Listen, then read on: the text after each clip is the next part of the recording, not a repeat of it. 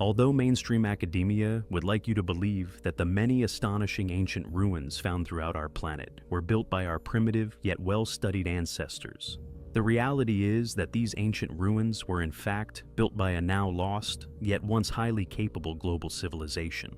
One that not only mastered the use of the wheel, but we now believe developed technologies similar in advancement to our own.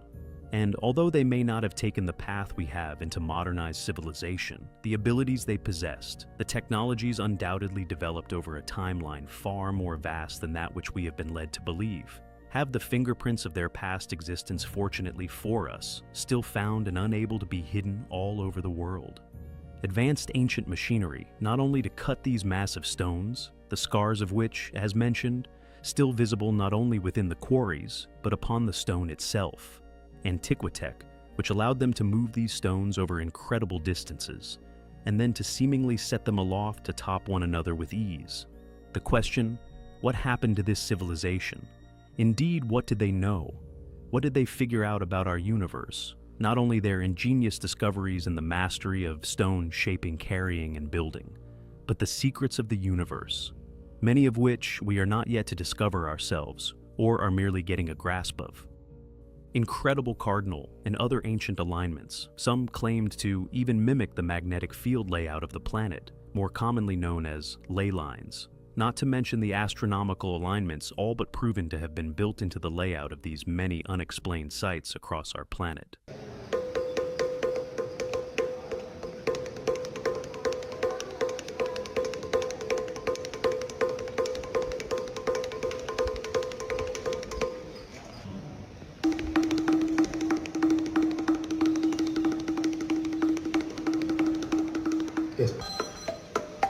Why did sound resonance seemingly play such a significant role in the creation of ancient India, with many temples and their accompanying resonating pillars etched with 3D visualizations of sound waves, even emitting these pure frequencies when struck?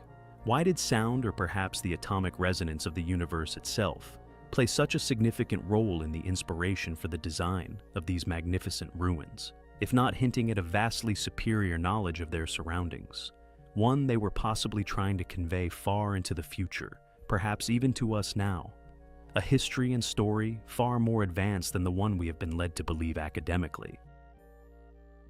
The mastery of water in Peru, with many of these polygonal water temples like those of Ollantaytambo, or the many claimed Mesopotamian sites, all sharing not only this mastery of water, all still surviving into the present day, but, as mentioned, all polygonal, a technology and building methodology we are yet to decipher, let alone replicate en masse without modern machinery.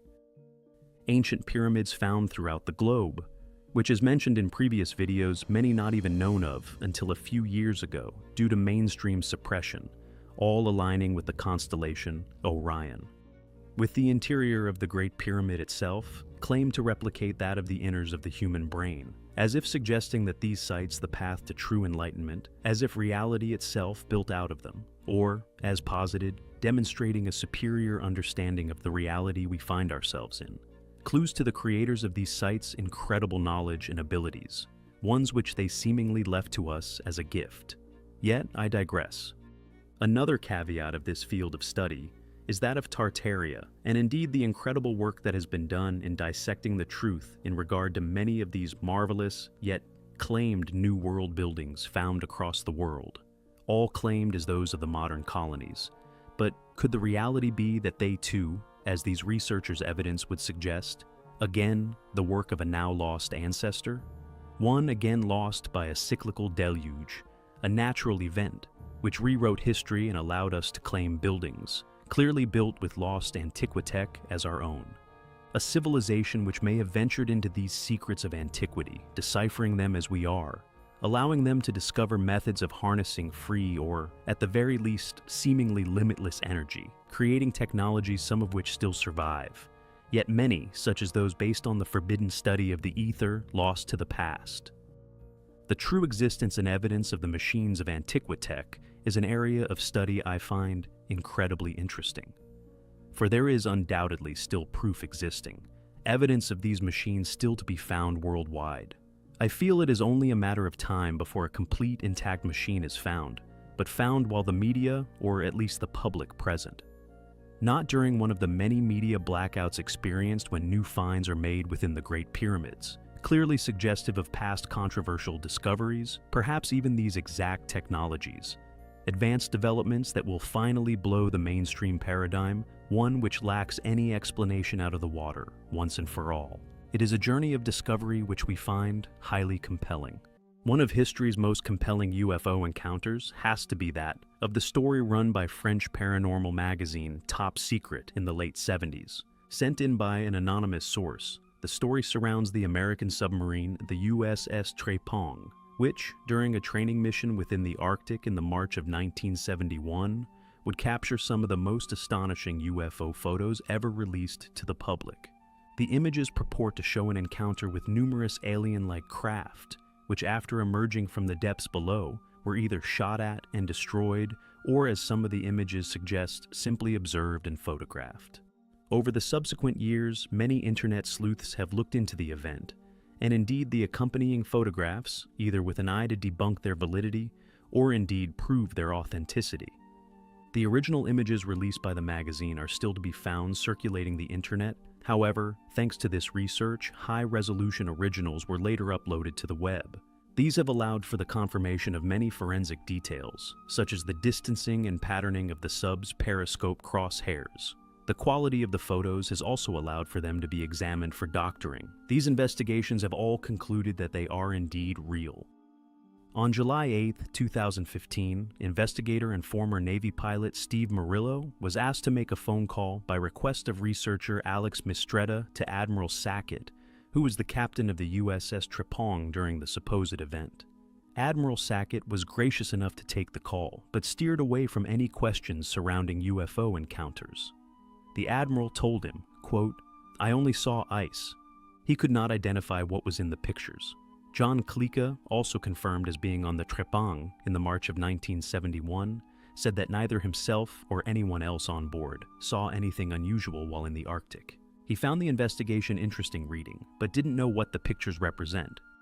Yet the plot thickens once one becomes aware of attempted official discrediting of the images, which would circulate over the years, with the strongest of these dismissive arguments indicating that the objects nothing more than old-world ship targets. Zeppelin-like craft, which would indeed be carried aboard ships, set afloat for the subs and their crews to do real-world combat drills upon.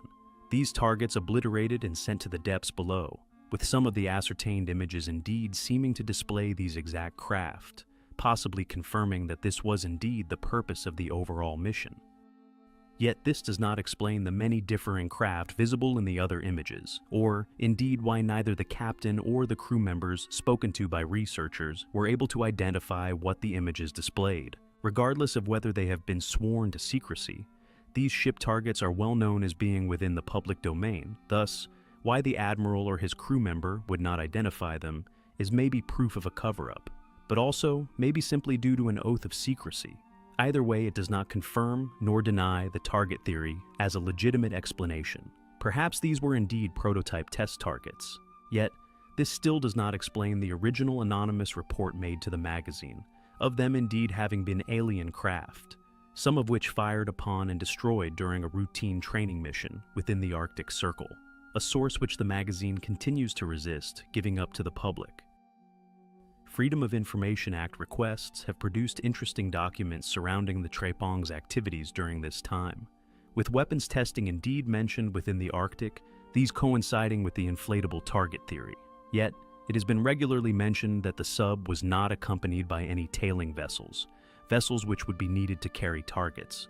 Quote, "From February to March 1971, the nuclear attack submarine operated beneath the northern ice cap, conducting extensive tests to provide data for her weapons systems, as well as carrying out scientific experiments concerning the movement, composition, and geological history of the cap itself. This activity could indeed have disturbed something deep beneath the ice, something the Trépang captured in its periscope, and something not only the entire crew denies seeing, but one of them thought so important the world know of. They released it to the public. Perhaps the weapons testing was to see if they could down objects made of alien materials. Perhaps they were indeed reverse-engineered prototypes of alien origin. Whatever they were, The mystery surrounding their true origins is something which we continue to find highly compelling. So far, little is known regarding this site. What we do know is that it has been found within the Kola Peninsula.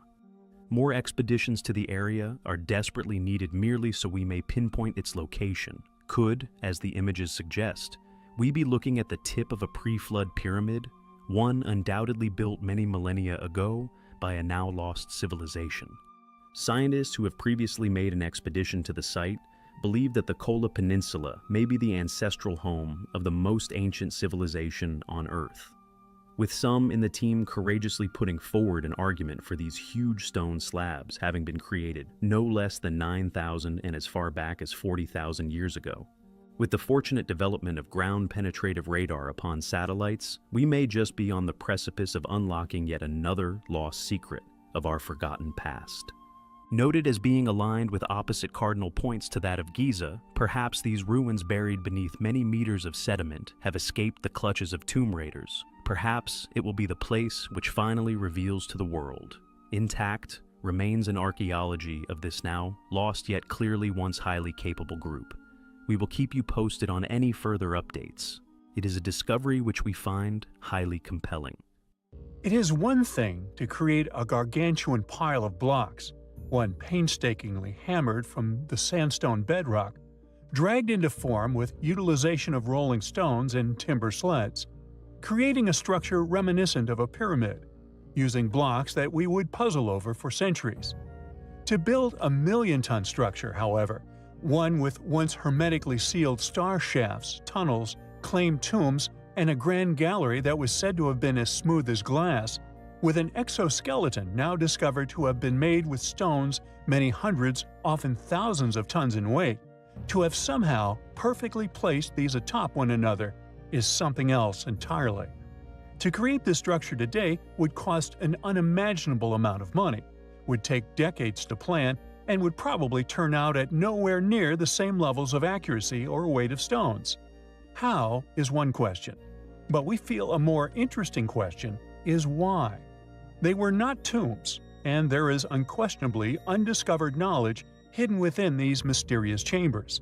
And the granite plugs are of no exception, a little-known puzzle which Egyptologists and historians alike have argued over their function and indeed purpose of being for years.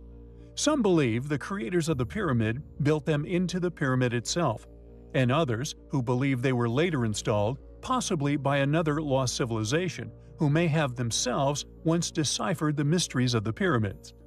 The most compelling theory are that these are in fact plugging hidden entrances, ones once entered and for some reason covered back up.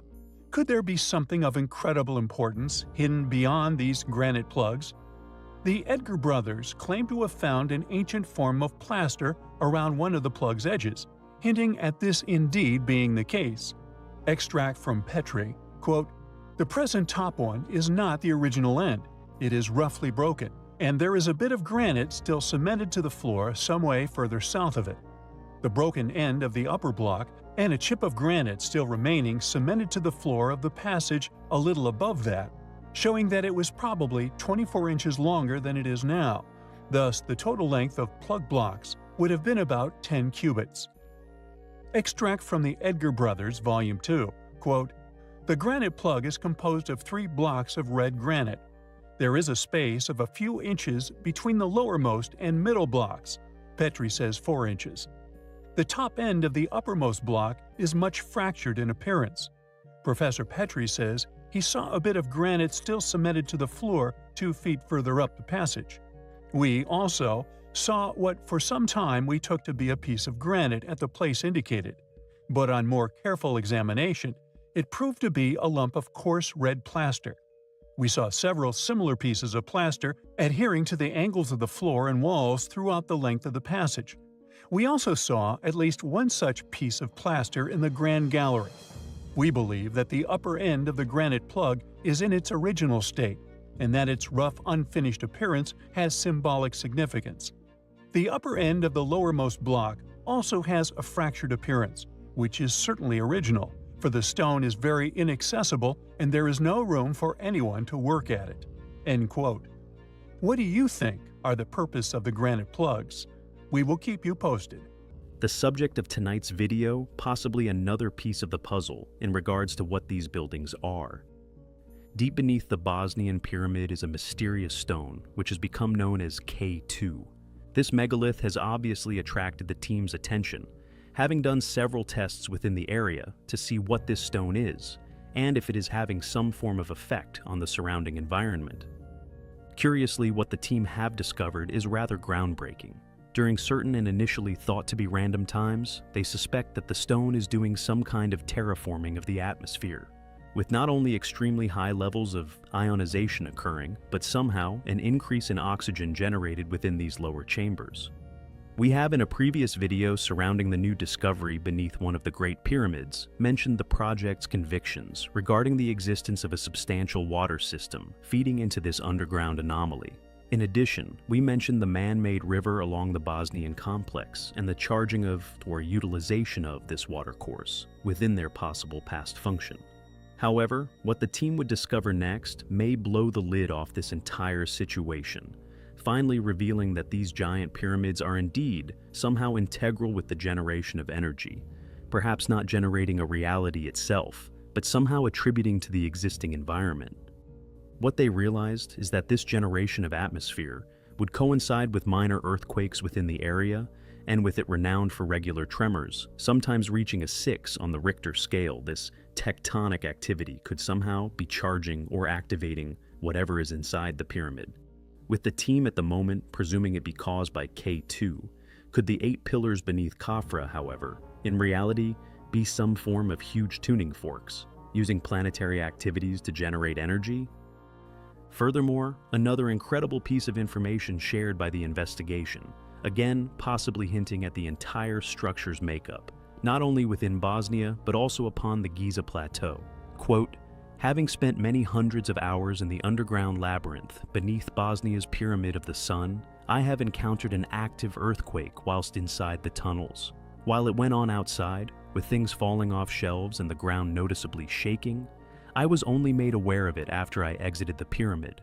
Me, along with the entire group, did not notice anything. Not a single stone fell from the ceiling."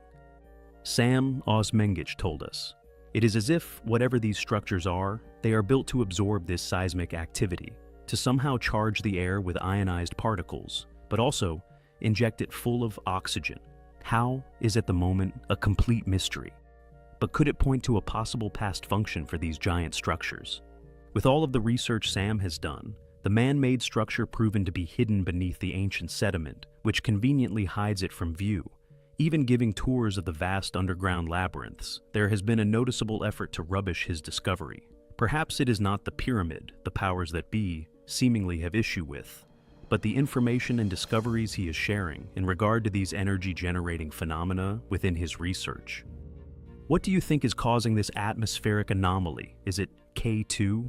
Or is the entire structure possibly some form of atmospheric terraformer? It would indeed explain the presence of this activity within the structure. We will endeavor to delve into these anomalies further in an effort to unravel this mystery once and for all.